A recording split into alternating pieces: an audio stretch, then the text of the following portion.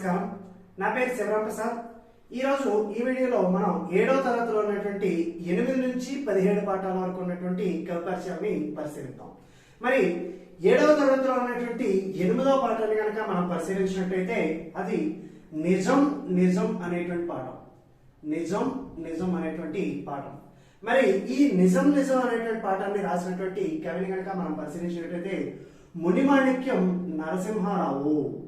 మునిమాణిక్యం నరసింహారావు గారు ఈ నిజం నిజం అనేటువంటి ఆ పాఠాన్ని రాసినటువంటి రచయిత. మరి ఆయన యొక్క కాలాన్ని కనుక మనం పరిశీలించినట్లయితే 1898 నుంచి 1972 వరకు ఆయన యొక్క కాలంగా మనం చెప్పుకోవచ్చు. మరి అలాగే ఆయన యొక్క జన్మస్థలం కనుక మనం పరిశీలించినట్లయితే గుంటూరు జిల్లాలో ఉన్నటువంటి తెనాలి తాలూకా సంగం జాగర్లమూడి అనేటువంటి ఆ గ్రామం. గుంటూరు జిల్లాలో ఉన్నటువంటి తెనాలి తాలూకా సంగం జాగర్లమూడి అనేటువంటి గ్రామంలో ఆయన జన్మించడం అనేది జరిగింది. మరి ఆయన యొక్క రచనలు కనుక మనం పరిశీలించినట్టయితే ఈయన యొక్క రచనలు ఎక్కువగా మాక్సిమం మొత్తం కూడాను కాంతం అనేటువంటి పేరుతో ఉంటుంది. ఈ తెలుగు సాహిత్యంలో కాంతం అనేటువంటి ఆ పాత్రని సృష్టించినటువంటి వ్యక్తి ఎవరంటే ఈ మునిమాణిక్యం నరసింహారావు గారు అని మనం చెప్పుకోవచ్చు. అని ఆయన యొక్క రచనలు కనుక మనం పరిశీలించినట్టయితే కాంతం కథలు, అలాగే కాంతం కైఫియత్, కాంతం కథలు, అలాగే కాంతం కైఫియత్, అలాగే కాంతం కాపురం, అలాగే మేరీ కహానీ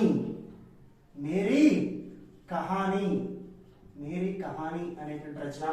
అలాగే మరొక రచన అండి ఈ విధంగా కాంతం కథలు, కాంతం కైఫియత్, కాంతం కాపురం, మేరీ కహానీ అనేటువంటి మొదలైనటువంటి కథల పుస్తకాన్ని ఈయన రాయడం అనేది జరిగింది. మొత్తం 24 కథల పుస్తకాన్ని కాంతం అనేటువంటి పేరుతో రాయడం అనేది జరిగింది. అలాగే ఇంకా దాంపత్యోపనిషత్తు,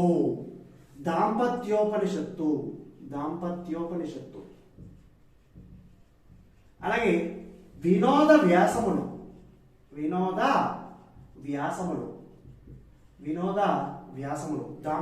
దాంపత్యోపనిషత్తు, అలాగే వినోద వ్యాసములు అనేటువంటి ఈ రచనలు కూడా ఆయన రాయడం అనేది జరిగింది. ఇవి వ్యాస సంపుటాలు. అలాగే మన హాస్యం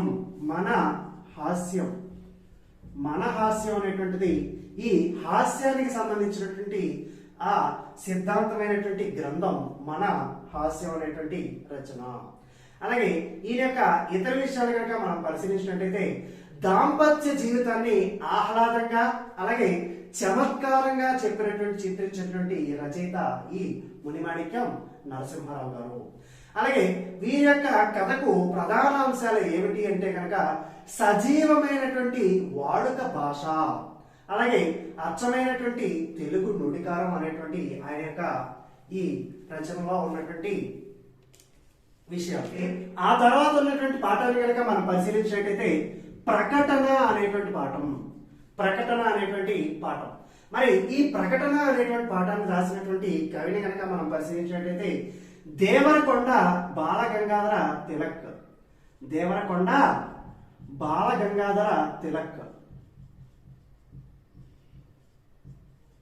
ఈ తిలక్ గారు అని ఆయన ఆ ప్రకటన అనేటువంటి ఆ పాఠాన్ని రాయడం అనేది జరిగింది.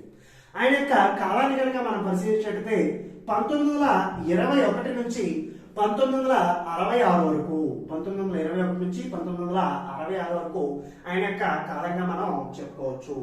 మరి ఆయన యొక్క జన్మస్థలం కనుక మనం పరిశీలించినట్లయితే పశ్చిమ గోదావరి జిల్లాలో ఉన్నటువంటి తణుకు తాలూకా మండపాక అనేటువంటి గ్రామం. పశ్చిమ గోదావరి జిల్లాలో ఉన్నటువంటి తణుకు తాలూకా మండపాక అనేటువంటి గ్రామానికి చెందినటువంటి వ్యక్తి ఈ దేవరకొండ బాలగంగాధర తిలక్ అని మనం చెప్పుకోవచ్చు. అలాగే ఆయన యొక్క రచనలు కనుక మనం పరిశీలించినట్టయితే అమృతం కురిసిన రాత్రి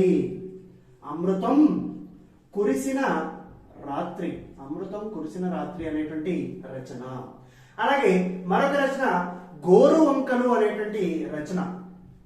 గోరు వంకలు, అమృతం కురిసిన రాత్రి, అలాగే గోరు వంకలు, అలాగే కవితా సంపుటాలు, కవితా సంపుటాలు అనేటువంటి రచన, కవితా సంపుటాలు, అలాగే తిలక్ కథలు, తిలక్ కథలు అనేటువంటి రచనలు కూడా చేయడం అనేది జరిగింది. అమృతం కురిసిన రాత్రి, గోరువంకలు, కవితా సంపుటాలు, అలాగే తిలక్ కథలు అనేటువంటి రచనలు. మరి ఈయన రాసినటువంటి అమృతం కురిసిన రాత్రి అనేటువంటి ఆ కవితా గ్రంథానికి 1971 సంవత్సరంలో కేంద్ర సాహిత్య అకాడమీ అవార్డు అనేది లభించడం అనేది జరిగింది. మరి ఆ తర్వాత ఉన్నటువంటి పాఠాన్ని కనుక మనం పరిశీలించినట్టయితే ఆలోచనం అనేటువంటి పాఠం. మరి ఈ ఆలోచనం అనేటువంటి పాఠాన్ని రాసినటువంటి వ్యక్తి దాశరథి కృష్ణమాచార్యులు, దాశరథి కృష్ణమాచార్యులు. మరి ఆయన యొక్క జీవిత విషయాలను కనుక మనం పరిశీలించినట్టయితే ఆయన యొక్క కలం పేరు దాశరథి, ఆయన యొక్క కలం పేరు దాశరథి. మరి ఆయన యొక్క జన్మస్థలం కనుక మనం పరిశీలించినట్టయితే వరంగల్ జిల్లాలో ఉన్నటువంటి చిన్న గూడూరు అనేటువంటి గ్రామం, వరంగల్ జిల్లాలో ఉన్నటువంటి చిన్న గూడూరు అనేటువంటి గ్రామంలో ఆయన జన్మించడం అనేది జరిగింది. ఆయన యొక్క కాలాన్ని కనుక మనం పరిశీలించినట్టయితే 1925 నుంచి 1987 వరకు ఆయన యొక్క కాలంగా మనం చెప్పుకోవచ్చు. మరి ఆయన యొక్క రచనలు కనుక మనం పరిశీలించినట్టయితే అగ్నిధార, అలాగే పునర్నవం, అగ్నిధార, పునర్నవం, అలాగే రుద్రవీణ, అగ్నిధార, పునర్నవం, అలాగే రుద్ర వీణ, అమృతాభిషేకం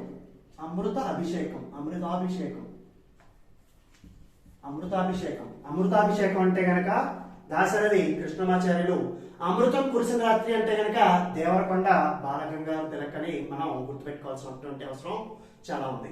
అలాగే మహాంధ్రోదయం,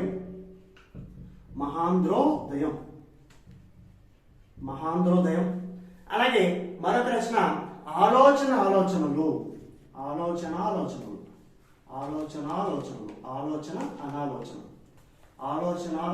అనేటువంటి రచన కూడా ఆయన రాయడం అనేది జరిగింది.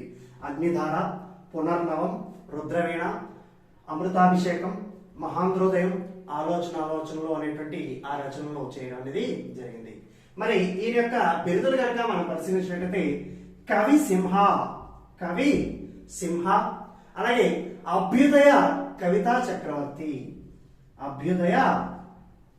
చక్రవర్తి అనేటువంటి ఈ బిరుదులను ఆయన పొందడం అనేది జరిగింది. అభ్యుదయ కవితా చక్రవర్తి. మరి ఆయనకు వచ్చినటువంటి పురస్కారాలు కనుక మనం పరిశీలించినట్లయితే 1967 సంవత్సరంలో ఆయనకు ఆంధ్రప్రదేశ్ సాహిత్య అకాడమీ అవార్డు అనేది లభించడం జరిగింది.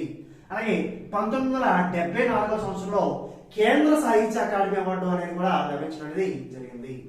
అలాగే ఆయన చేసినటువంటి సాహిత్య సేవను కనుక మనం పరిశీలించినట్టయితే ఎన్నో రకాలైనటువంటి సినిమా గీతాలు, అలాగే నాటకాలు, వ్యాసాలు, పీఠికలు రాయడం అనేది జరిగింది. అలాగే చాలా వరకు ఆయన ఆంధ్రప్రదేశ్ ఆస్థాన కవిగా కూడా పనిచేయడం అనేది జరిగింది. అలాగే సాహిత్య సేవ కనుక మనం పరిశీలించినట్టయితే హైదరాబాద్ రాష్ట్రం విమోచన ఉద్యమంలో ఆయన చురుగ్గా పాల్గొనడం అనేది జరిగింది. మరి ఆ తర్వాత ఉన్నటువంటి పాఠాన్ని కనుక మనం పరిశీలించినట్లయితే బాల్య క్రీడలు అనేటువంటి పాఠం. మరి ఈ బాల్య క్రీడలు అనేటువంటి పాఠాన్ని రాసినటువంటి కవి బమ్మెర పోతన అనేటువంటి ఆయన ఈ బాల్య క్రీడలు అనేటువంటి పాఠాన్ని రాయడం అనేది జరిగింది. మరి ఆయన యొక్క జన్మస్థలం కనుక మనం పరిశీలించినట్లయితే వరంగల్ జిల్లాలో ఉన్నటువంటి బమ్మెర అనేటువంటి గ్రామం. ఆయన యొక్క ఇంటి పేరు అదే, అలాగే ఆ గ్రామం పేరు కూడా అదే. మరి ఆయన యొక్క కాలాన్ని కనుక మనం పరిశీలించినట్లయితే 15వ శతాబ్దం. ఆయన యొక్క కాలం 15వ శతాబ్దం. మరి ఆయన రచనలు కనుక మనం పరిశీలించినట్లయితే భోగిని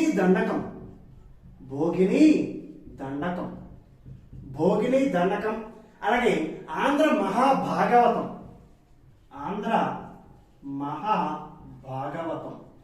భోగిని దండకం, అలాగే ఆంధ్ర మహాభాగవతం, అలాగే వీరభద్ర విజయం, వీరభద్ర విజయం, భోగిని దండకం, ఆంధ్ర మహాభాగవతం, వీరభద్ర విజయం అనేటువంటి రచనను చేయడం అనేది జరిగింది. మరి ఈయనకు ఉన్నటువంటి బిరుదు కనుక చూసుకున్నట్టయితే సహజ పండితుడు. ఆయన యొక్క బిరుదు సహజ పండితుడు. మరి ఈ విధంగా మనం 7వ తరగతిలో ఉన్నటువంటి కవిపరిచయాన్ని పూర్తి చేసుకోవడం అనేది జరిగింది. మరి మా ఛానల్ను అందరూ కూడా సబ్స్క్రైబ్ చేసుకోవాలి అని కోరుకుంటూ ఉన్నాము. Thank you.